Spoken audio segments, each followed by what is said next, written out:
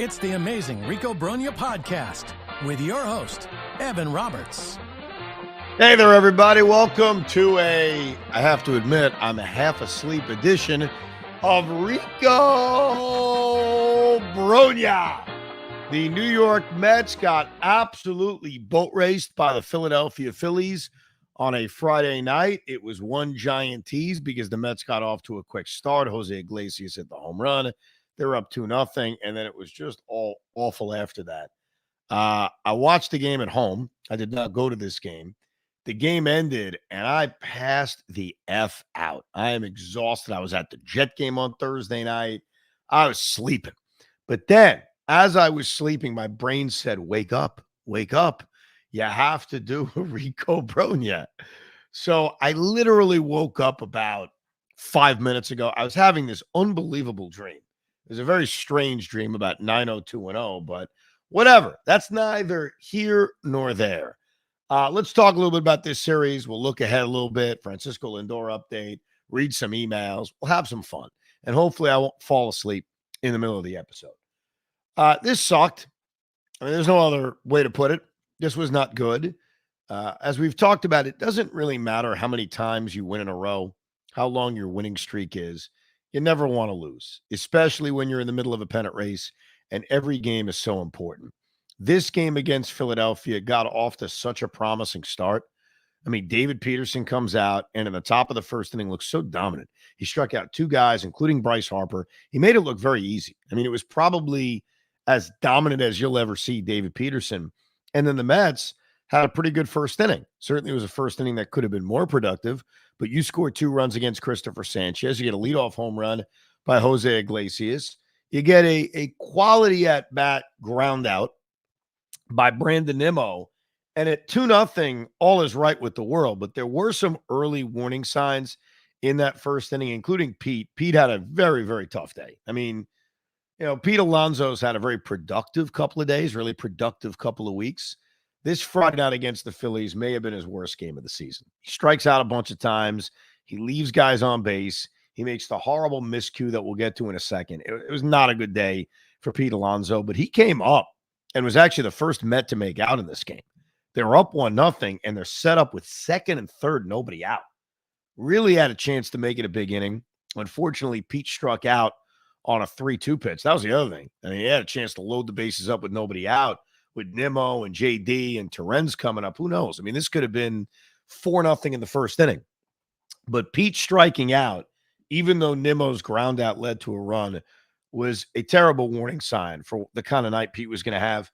Pete has been so good defensively, and he made a horrible miscue in the second inning. 2-1, nobody out, that pop-up in a short right field. And you could tell he was having trouble with it from the get-go. I didn't think it was Starling Marte's ball. It took, Marte, who, obviously not the guy he was a couple of years ago defensively, he wasn't very close to bailing Pete out on that. That's just one of those plays Pete has to make. And credit to David Peterson because bases loaded, nobody out, with an Alonso error setting it up to get out of that inning only allowing 1 run was actually pretty impressive. And that's why David Peterson, having a game that ends up crashing down as early as it did was pretty surprising, especially with what happened in the second inning as well. He gives up the run in the third inning, I should say.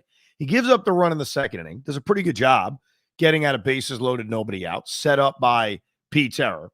So the run's unearned. And then in the third inning, he gets the first 2 guys out, gives up the back-to-back hits, including the Nick Castellanos double, and got very lucky. His own miscue on a ball that got past him when he was, I think, backing up the plate. Then they were able to flip it and turn it to an out because Alec Bohm made the decision of trying to score.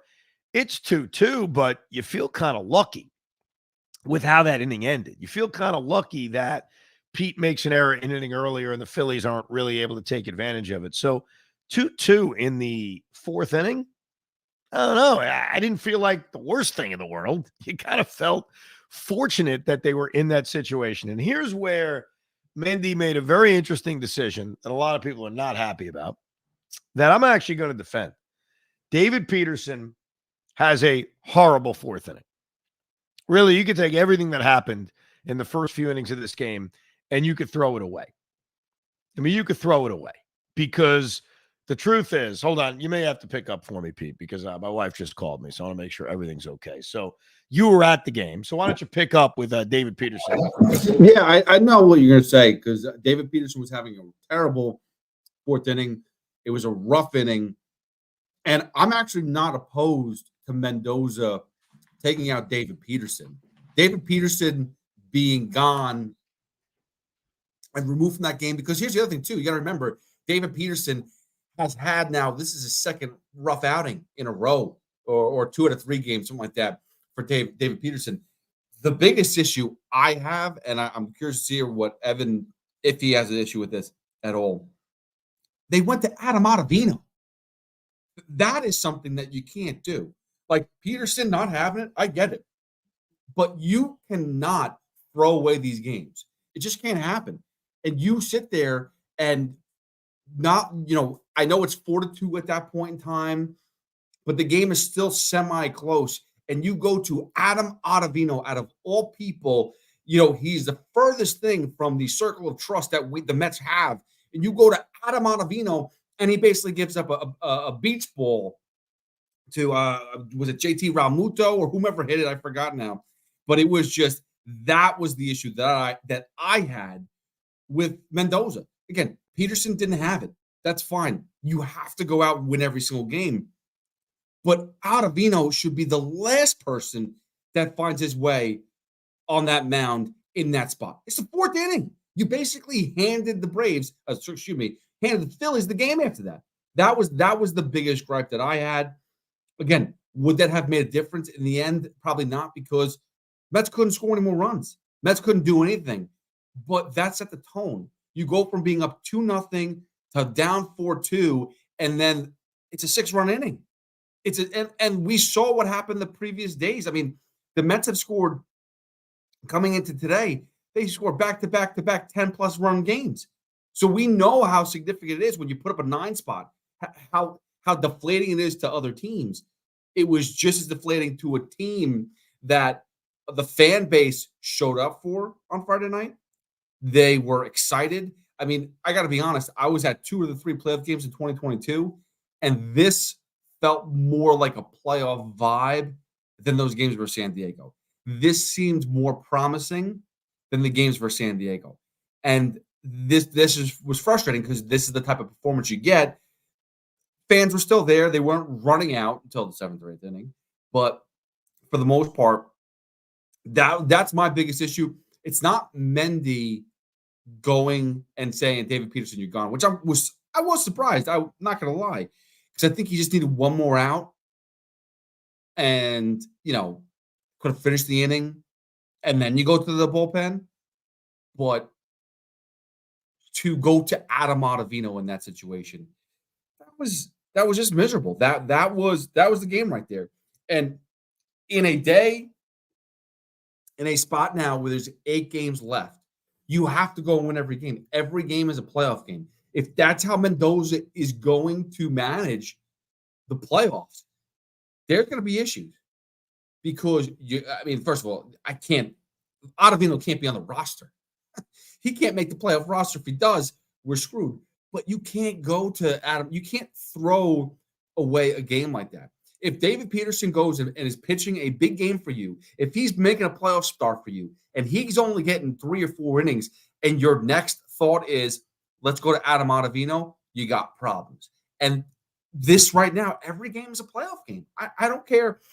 I don't care what you say. There's 8 games left. Hey, the Braves lost. That's great. But still, it doesn't make a difference. You have to go out and try to win every game. If that means, wasting your bullets and keeping this game tight as long as possible. Because here's the other thing, too. Like, we've seen the Philadelphia Phillies, and their bullpen hasn't been incredible, as of late. They've been okay. Obviously, Jeff Hoffman and Matt Stram and a few others are the better end of the bullpen, but they still have Jose Alvarado. They still have some guys that are just not any good and have been having a rough patch. So if you get to the bullpen, maybe you can crack a few runs. But to give up a 6 spot to make it 8-2, you just basically throwing the game away. And I don't think that's I don't approve that message. Hey, Ev, how you doing? Hi, how's it going? So what are we talking about? All right. So you would tell me where I'm wrong with this. Basically, Mendoza going to Peterson, I'm agreeing. Or taking out Peterson, I'm agreeing. That was fine. I don't know if you have an issue, but my issue was you can't put Adam out of it. You know. Yeah, so I liked that Mendy was aggressive in realizing this was not a good night from David Peterson. And I think when you give up 3 straight hits to the bottom of the order the way he did, and he was not fooling anybody, balls were being hit very hard. He also wasn't fooling the ball boy on the play that was the double, and the ball boy makes the play. I don't think there's any doubt, because you're right. There's 2 parts to this. There's the decision to take David out of this game, thinking, hey, let's try to keep this game close. The Phillies have now taken the lead. At that point, they had taken a 2-run lead. So it's still a relatively close game. Obviously, the game's not over. But I definitely was with him on pulling David Peterson. Now, as far as who you go to is concerned, I didn't hate going to Adam Ottavino. He's kept Ottavino out of high leverage situations for a while now. I mean, he only pitches in blowouts. But I think when you go to the bullpen as early as you're going to that pen in the 4th inning, you're basically telling Adam Ottavino, can you get me a solitary out? That's all you're asking. You're saying, can you get me 1 out against some pretty good hitters, no doubt, and that's it. Because after that, in the 5th inning, maybe I do go to a Jose Butto for multiple innings. Maybe I do go to one of my better relievers that I trust. So I didn't hate it. And I know this is also not a popular thing to say because we all don't like Adam Ottavino. Adam Ottavino, while he hasn't been dominant lately, has not been awful. He has not been maybe as bad as we all imagine. And what am I asking him to do? I'm asking him to get 1 out in the 5th inning. The problem was he was a disaster. And it wasn't just the home run to Alec Boehm. It was the fact that as soon as he came into the game, he can't hold guys on. So when he gives up the 0-2 hit to Trey Turner, I mean, you could basically just put Trey Turner on second base. Like you could do that immediately. And then when he walks Bryce Harper, which he was not even close to going after, you kind of run into the same problem where, you know, he just can't hold guys on. And it's been a problem his entire career. It's been a problem, you know, basically big time over the last 2 years because of the new rules. But it really kind of reared its ugly head in a game like this. But I think when you look at the available options in this Met bullpen, where are you going if it's not Adam Ottavino? I mean, is it Jose Butto immediately? Is that what you want to do? Do you want to go to Jose Butto in the 4th inning of a game? I think you're trying to steal outs. And I think with 2 outs, the thought is Adam Ottavino's going to be able to get me an out without letting the game completely just get away from me. And unfortunately, it didn't work because he let the game get away from him. I mean, he made it obviously a lot worse. I think it was 4-2 when he came in. And then he gives up the RBI single to make it 5-2 with 2 outs ahead of the count 0-2 on Trey Turner. And then he gives up the 2-run home run that, you know, basically blows the game open. So I may be in the minority in this one, Pete, but I didn't even mind going to Adam Ottavino because there aren't a lot of great options. Where you want to go? You want to go Ryan Stanek? You want to go to Phil Maton that early in a game? You know, remember Stanek pitched the night before. Reed Garrett pitched the night before. Reed Garrett's in the circle of trust. He's one of your best relievers. I just think it's so early in the game that I didn't even hate going to Adam Ottavino. I hate that Adam Ottavino blew up. I hate that part, but I didn't actually hate going to him. Who did you want to have come into that game? You're at the game. I'm sure you mentioned this already, Hoff. You're at the game. Who the heck did you want to see have come in the game at that point? Here's the thing, right? Your point is valid. Try to steal an out. You don't want to get into the other part of the bullpen sooner. You want to try to stretch it out as long as possible. But you're in a freaking race for the playoffs, dude. If this is how Mendoza is going to work the bullpen in a playoff game, I'm scared. No, but you know why it's not the same? Because as much as every game feels like a playoff game, you're still in the middle of the 162. Were you had a game yesterday? You have a game tomorrow. You have a game the day after that. Remember this about the playoffs. There's off days all the time. game, off day. Game, you know what I mean? So I think that while, yeah, there's an urgency, and I think Mendy has shown a little bit of an urgency over the last week or so, which I like. I think that you're still managing knowing that there's a lot of games. So again, what's the reliever you would have A got? lot of games. Oscar. Well, no, they played yesterday, the day before, the day before, the day before. They have a game. You know what I mean? Like they're just playing a bunch of straight games in a row. You got to manage your bullpen. That's all I'm saying. No, I get it, but it's. I don't mean a lot of games like there's time. I mean a lot of games in terms of the games around you. I get it, but you know what though? To me, every game is a big deal. And if you brought somebody in, if you brought Jose Buto in and he stopped that inning from bleeding right there, and he went a few more innings. Again, you don't know what's going to happen, so I can't say, oh, well, if you came in, they would have had a better chance to come back. But you basically, you know how it is. The Mets have put up 9 runs in some innings recently, and it's a death sentence to the other team. You just take all the air out. Adam Ottavino took the air out of a playoff vibed Citi Field. Yeah, no, he was terrible. I can't defend his performance. His performance was awful. Michael wrote, this was a rough night for Mendy, and he's going to get into all his issues with Mendy from this game. It started with the lineup. Mendy inexplicably decided to rest Francisco Alvarez while he's in the middle of a hot streak, and also sat the only guy to hit a home run off Sanchez in his last start, Tyrone Taylor. I'm tired of seeing Luis Torrens grounded a double plays. I also would have gone with Jesse Winker instead of JD or allowed Alvy to DH. I just don't get the lack of urgency with only 9 games to go against top teams. So let me respond to that. First of all, against Christopher Sanchez, a lefty, you're not starting Jesse Winker.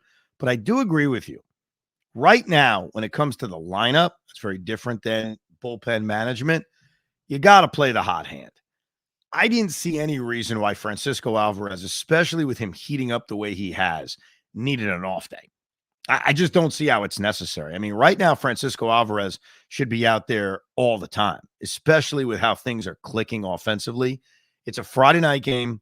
They played the night before. Saturday's a late afternoon game. So is it a day game after a night game? I guess technically, but not really, because it starts at 4:00. And then they play Sunday night. And then they have an off day. So I'll start with Alvarez and say, keep him in the lineup, especially the way he's hitting. Tyrone Taylor's the same thing. I mean, Tyrone Taylor has been so locked in recently. And think about it. I don't know how many people hung in there until the very end of this. Taylor ends up coming into this game in a blowout late. And what does he do? He gets a hit. Guy's been a hit machine. So I would say more Bader than I would JD, because I'm still in the mode of trying to get JD Martinez going.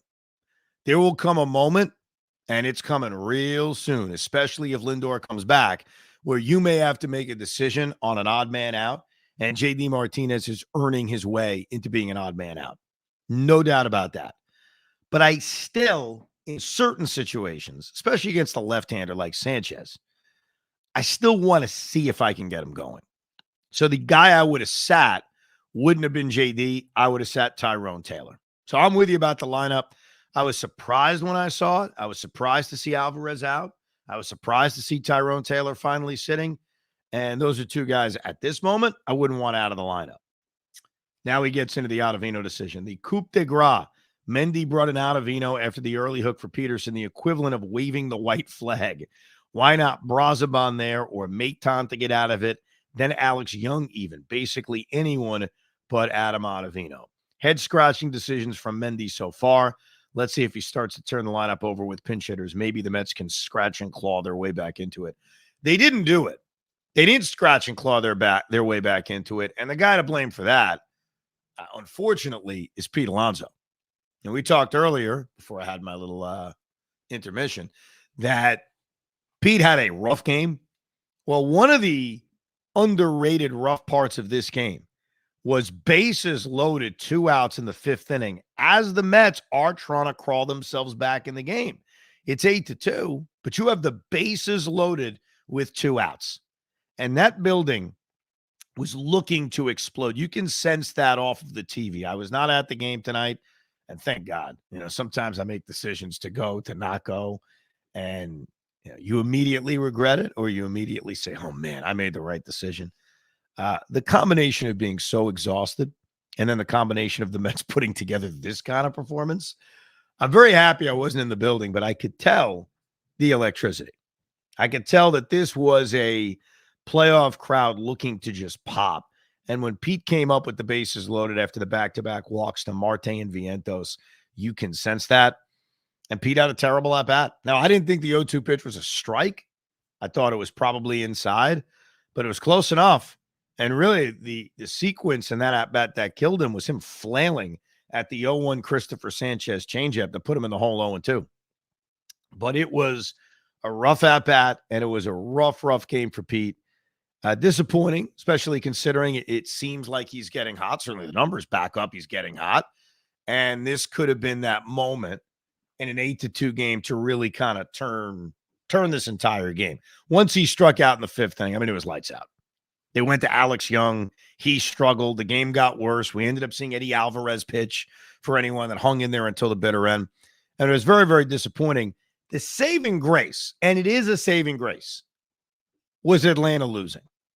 We are now at the point in this season where, and I remember saying this about, I'd say 3 weeks ago in the other direction. It may have been longer ago than that. It may have been in August, where the Mets were winning. And I said, boy, I tell you, I'm glad they're winning, but it's such a buzzkill that they can't gain any ground. And the Braves winning and the Padres winning and all these teams winning, it's almost taking away from the Mets actually winning. Well, the opposite is now true. We have 8 games to go in the season. Think about that for a second. 8. We are down to the Gary Carter amount of baseball games left in this season. And when you have a 2-game lead for a playoff spot and you get to check a game off the calendar where, 2-game lead with 9 to go, 2-game lead with 8 to go, that is a win. For the Atlanta Braves to lose as brutally as they did to the Miami Marlins is like a gift from the baseball gods. So while it sucks that the Mets lost, and it sucks that they had an early 2-0 lead, and they had a lot of opportunities, and they made the controversial decision to pull David Peterson for Adam Ottavino, and I'm not happy about that. I am very happy that the Atlanta Braves lost, and very happy that the Mets have a 2-game lead with 8 games to go. That is huge. It sucks that the Arizona Diamondbacks won. I found myself watching a lot of Arizona-Milwaukee. As we're recording, I think the Padres are about to win. I assume that they're going to win. So it really does damage the chances of the Mets getting that number 1 wild card spot, which is a wonderful fantasy. I mean, who the hell doesn't want to host a wild card series? But I think at this point, it is literally, oh, wow, the White Sox actually came back in the 9th inning. So as we record this, the Padres led 2-0. The White Sox scored 2 in the 9th to tie it at 2. They'll still lose. Like, the Padres will still win. And getting that number 1 wild card spot is going to feel like a long shot. Arizona, why I care about Arizona, and it's disappointing they won, isn't about, I need the 2 seed. Not 2 seed, the 2 wild card spot. Technically, that's the 5 seed. There is very little difference, in my humble opinion, between wild card 2 and wild card 3. Very little difference. You're talking about your first round opponent, the difference between San Diego and Milwaukee, which, quite frankly, I think you could flip a coin. And then the Phillies and the Dodgers are so tight, you don't even know what the difference is in terms of second round opponent in a divisional series. So I don't think, in my eyes, there is any difference between the second wild card spot and the third wild card spot. The reason we focus, or I think we should focus on Arizona, is just to give another avenue to sneak in. But if we're sitting here, and I can't wait, and I hope that we are doing a Rico Brogna where we're analyzing, playoff spots, like, do you want to be here? Do you want to be there? I'm going to tell you right now, because I'll say it then. There is very little difference. I mean, basically no difference between the second and the third wild card spot. Like, even if it was Phillies or Dodgers in the divisional series, like I honestly, I still wouldn't even care. I mean, they're both really good teams. I think the Phillies are better. The Philly fans are certainly more obnoxious. Actually, that may not even be true, because Dodger fans are pretty rough. But I don't think there's a huge difference between the two things. I think it's just giving yourself another avenue to get to the postseason. And so having a 2-game lead on Atlanta is huge. And with 2 games to go before that 3-game series, hopefully they can maintain that. I mean, honestly, I would be pretty excited about having a 2-game lead going into that series against Atlanta, where essentially you just have to avoid being swept. Doesn't that sound familiar? I mean, that was essentially their spot 2 years ago, where they went into the Atlanta series up a game, but if they won 1 game in that series, they would have won the tiebreaker, which meant they would have left that series with everything in their hands. It would be the same scenario if they were up by 2 games. You can lose 2 out of 3. You won't have the tiebreaker, but at least you'll leave Atlanta with a 1-game lead going into the final weekend of the season. So speaking of which, the Mets have a decision to make because David Peterson has been relatively shaky in 2 of his last 3 starts. And that decision, which I've been curious how is going to be handled, is the Quintana decision. Because Jose Quintana's day to pitch is game 1 of the Atlanta series. So we had talked about, hey, the big 3 that you want out there is Severino, Peterson, and Manaea.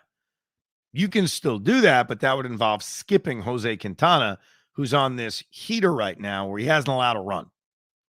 The other option is you could skip David Peterson. You can go Quintana, Severino, keep Manaea on his normal rest, and then David Peterson could get bumped back to the Friday game in Milwaukee against the Brewers.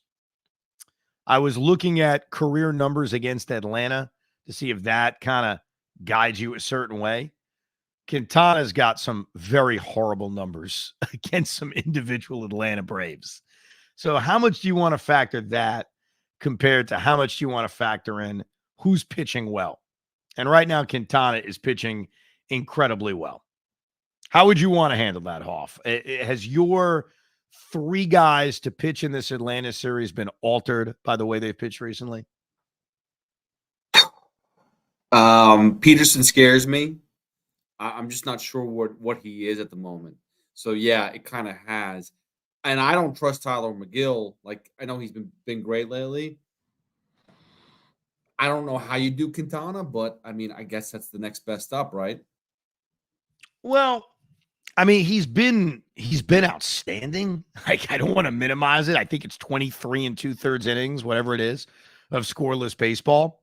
So from the way guys have pitched recently, I think it's easy to go Quintana over David Peterson. And it doesn't mean you're burying Peterson. What it would mean is that you're pushing him back to the Milwaukee series, which are huge games too.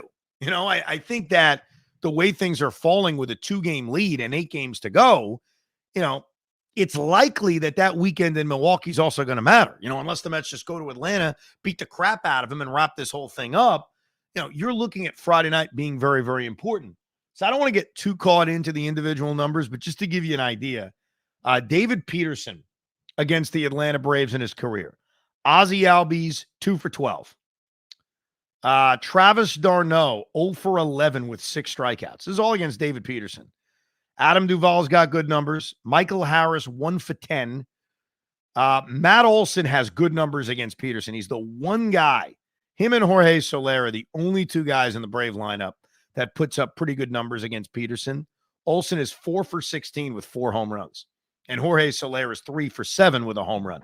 But in total, anyone on the Brave roster right now, they're hitting a combined 192 against David Peterson in their career against him. Just to give you the comparison to Jose Quintana. And this is why it's so challenging, because you want to look at these individual stats. You can't just ignore it. But then you also say to yourself, look at the way Jose Quintana's been pitching recently. Don't you want him out there? He's pitching the best baseball he's ever had as a New York Met. You could argue the best in his career. Here are some of the individual numbers against Quintana and the Braves. Marcelo Zuna is 11 for 26. That's a 423 batting average. Jorge Soler is 4 for 9. Adam Duvall is 5 for 11 with 2 home runs. Ozzie Albies is 8 for 16 with 3 home runs. Whit Merrifield is 6 for 19. If you combine everyone on the Atlanta roster, like I did with David Peterson, they are hitting a combined 320 with a 904 OPS against them. Those are some very intimidating numbers. So if you're playing the game of, hey, how does the matchup work in terms of career numbers? It does not look good with Jose Quintana in terms of how he's pitched against a lot of these Brave hitters. When is Kodai Senga coming back? Maybe he can get in there. Unfortunately, Kodai is not going to pitch in the Atlanta series. So it looks like Senga, the update that was supplied to us today is that he's going to try to pitch Saturday in Syracuse. And that would line him up to pitch Friday in Milwaukee. That's the hope that Carlos Mendoza has. And even if all that happens, we're talking about an inning or two.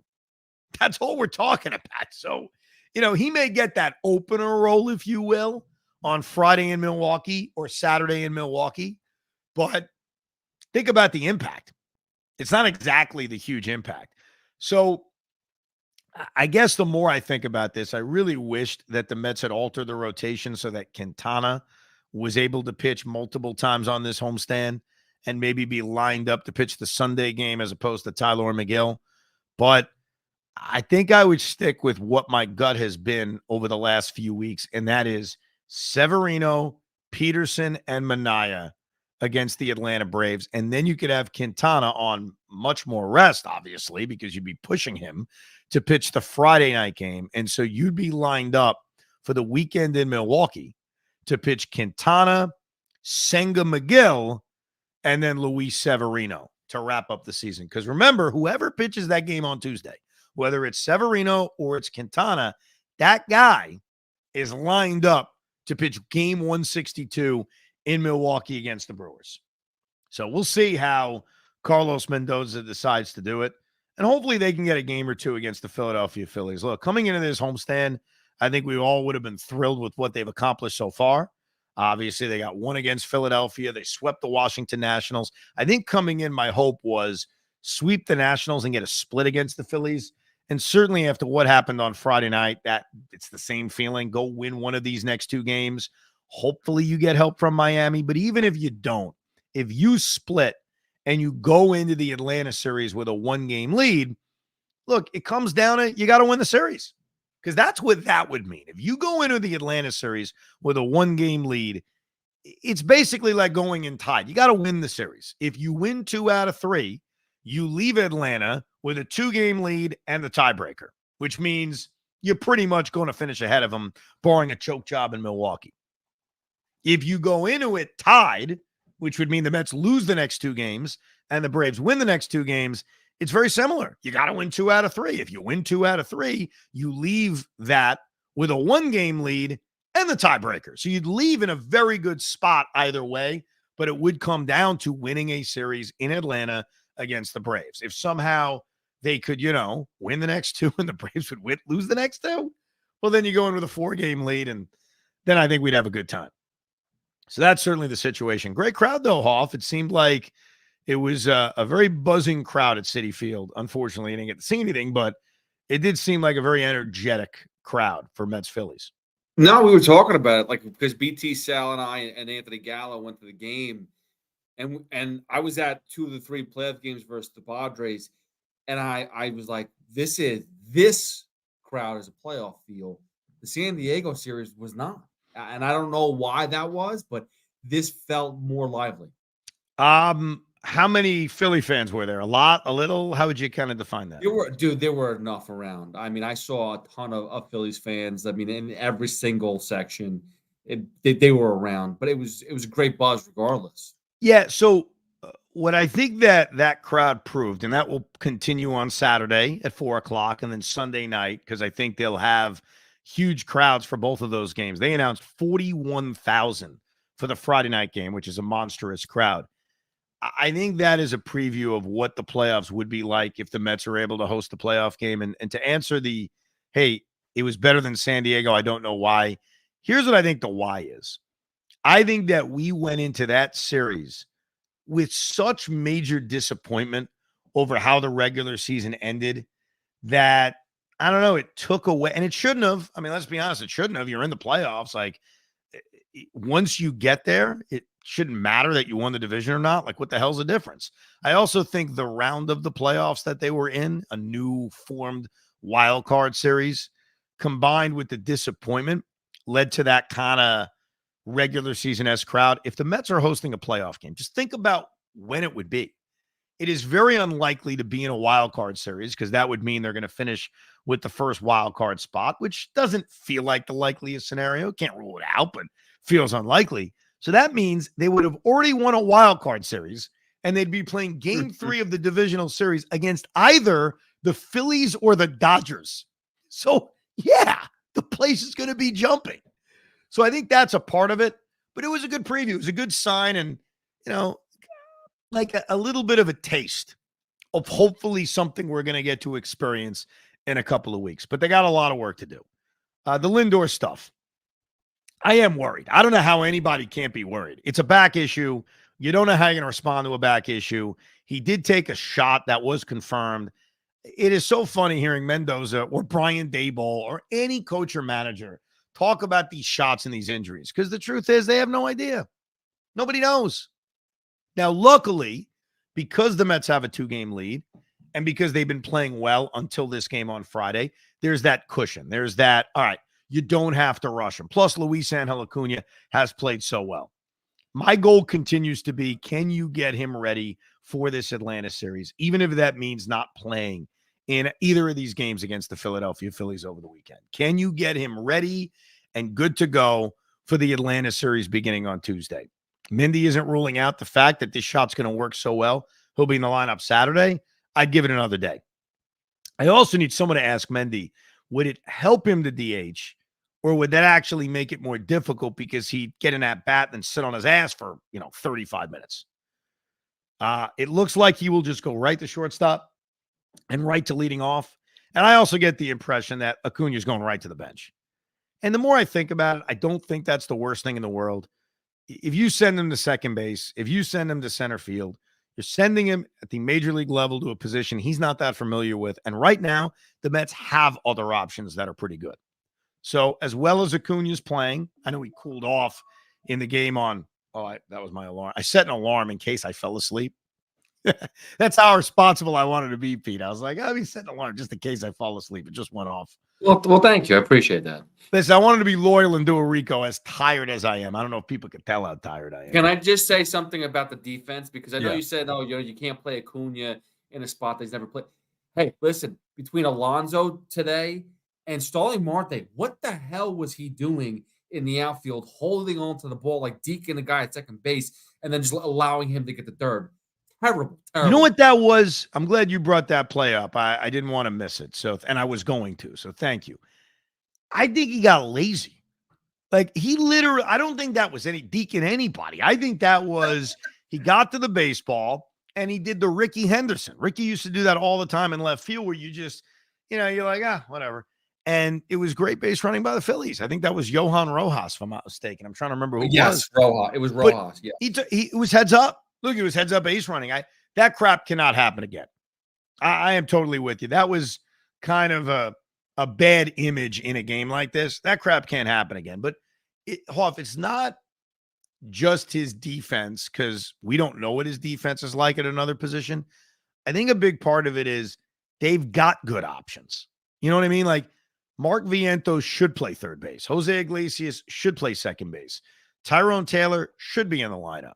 So I think it's a nice weapon to have off the bench. And that is a very good weapon to have off the bench. And that's a guy that very well, you never know what happens, could make an impact off the bench. But I think if Lindor is healthy, that's just what I would do. It's also just a couple of games. Like you really going to, change so much based on a couple of games. But let's hope this is even a situation. They need Lindor back. They need him back. What's your gut, by the way, Pete? We all went around the room on the fan the other day predicting when Lindor would come back. Two guys are already gone in our little pool. Tiki got it wrong. Loogie got it wrong. Sean Morash predicted Sunday, so he still has a chance. I predicted game 1 of the Atlanta series on Tuesday. Obviously, it's a few days later now. What's your prediction on when Lindor plays again? I don't know if this is going to be an acceptable answer, but the moment that they're tied with the Braves again, he'll be back in there. You think they're playing it because of the standings? See, I don't think they're doing that, bro. I wouldn't mind it, but it really seems like as soon as he says I'm good to go, it won't even matter. He'll be in the lineup.